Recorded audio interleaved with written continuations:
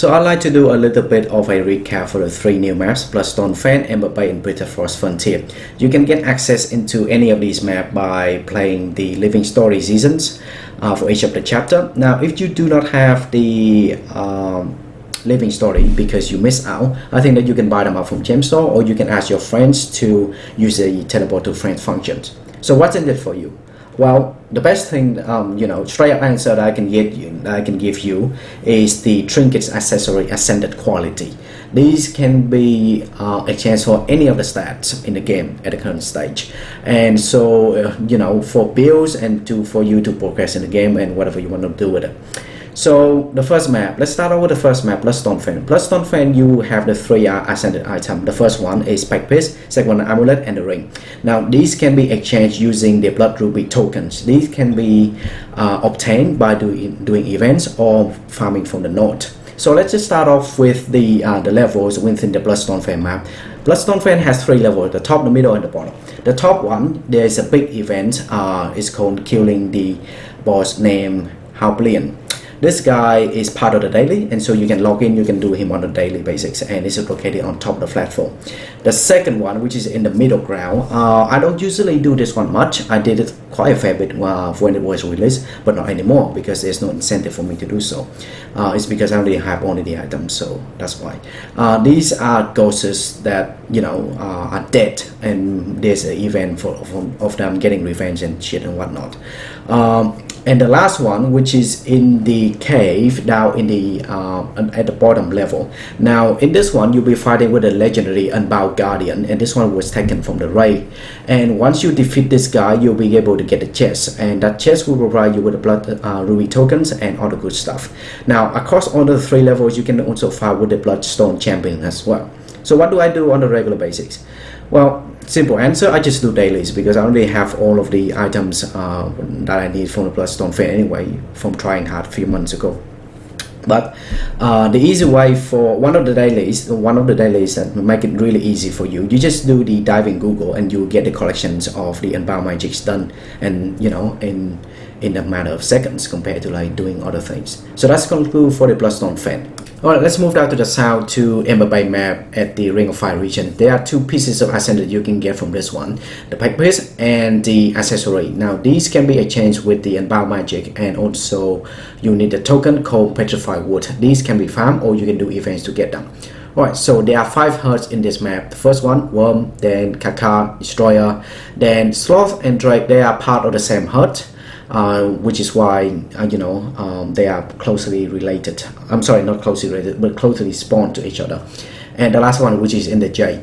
Now I like this Ember Bay structure more than the Bloodstone Fen, is because for each of these hearts you can finish them, and then the next day you come back, the heart will reset. So that will allow you to keep on doing the hearts to get the Petrified Woods for you to exchange the tokens. Sorry, not the tokens, the accessories. And so that's why I like it more. Now there's also another way. I'll tell you obviously. There's also another way that you can get these Petrified Woods as soon as possible within 1 day or within 2 days, depending on how many you have. And the way that people do, or I used to do, is you have characters, right? So for each of the account you have 5 characters. For each of the characters you can go inside this. Okay, let's put an example, make it easier for you to understand. I have a thief, I have a guardian, I have a warrior, and I have a let's see, a ranger. Yeah, all right. So I have 4 characters, right? So let's say I finish the entire map with my thief. I log it out, and then I log in my guardian. I do everything with my guardian.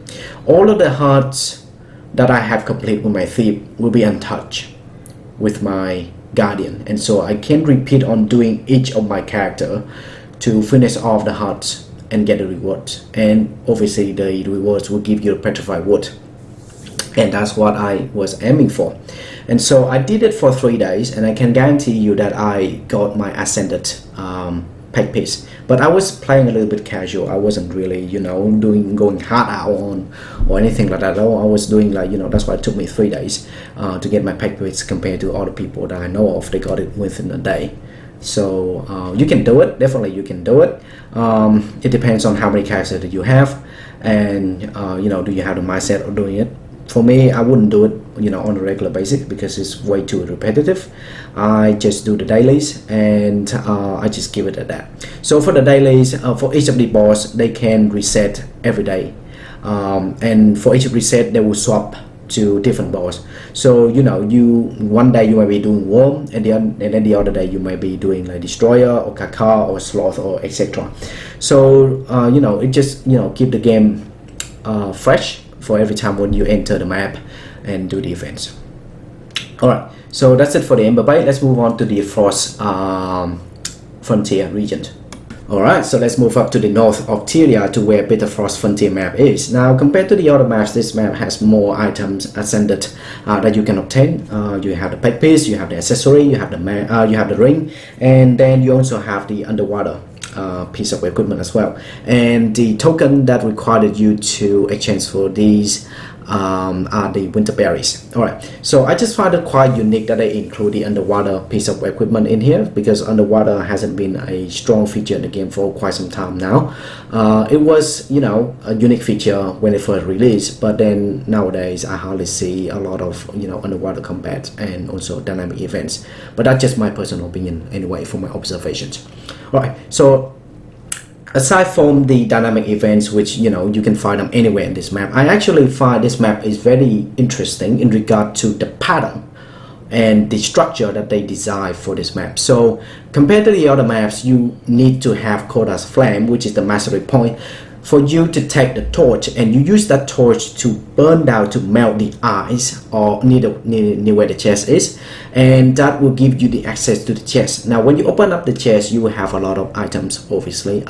Some of them are junk, some of them are good, so it's part of the, you know, random number generated of the game. So it's purely on luck.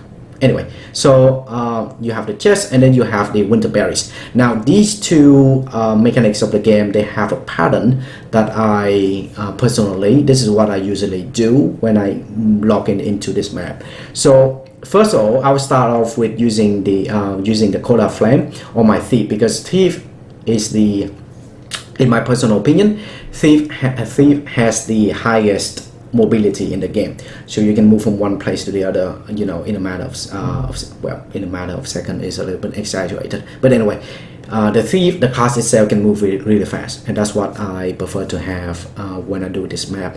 And also it has stealth as well, so I'm not being disturbed by any other mobs coming to attack me when I am opening up the chest or, you know, gathering the knots. So anyway, so there are two patterns. The first one is the chest, which I have for you guys in the green, and then I have for you guys the red one, which is for the Winterberries tokens. Alright, so I start off with, you know, the chest first. I start off with the first waypoint, and then I just move around in the pattern, and once I finish that one off, then I start with the Winterberries.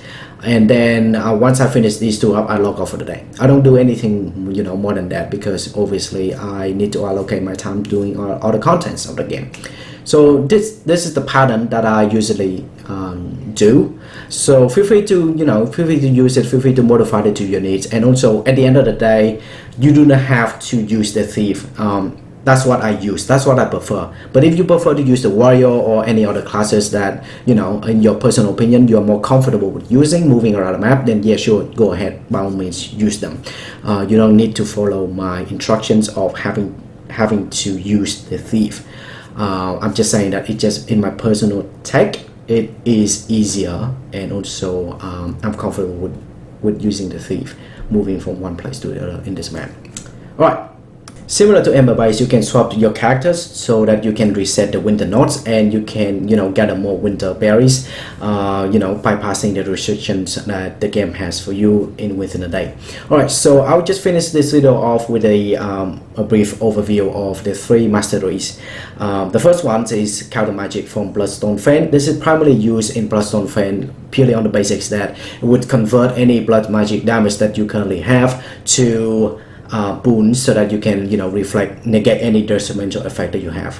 The second one, which is using the tunnel in Ember Bay to travel from one location to the other one faster. The last one, you need the Koda Flames for the torch to use the torch to melt the ice to open up the chest, and also to gain access into this map as well. Now if you use the teleport to friends to get access into the frost frontier, then in that case you will need to level up this one up to be able to open up the chest. Alright, so that pretty much concludes for this video. I hope it has some use to you. If you have any questions or you have any comments for me, feel free to leave them down in the comment section below. Alright, then I will see you later.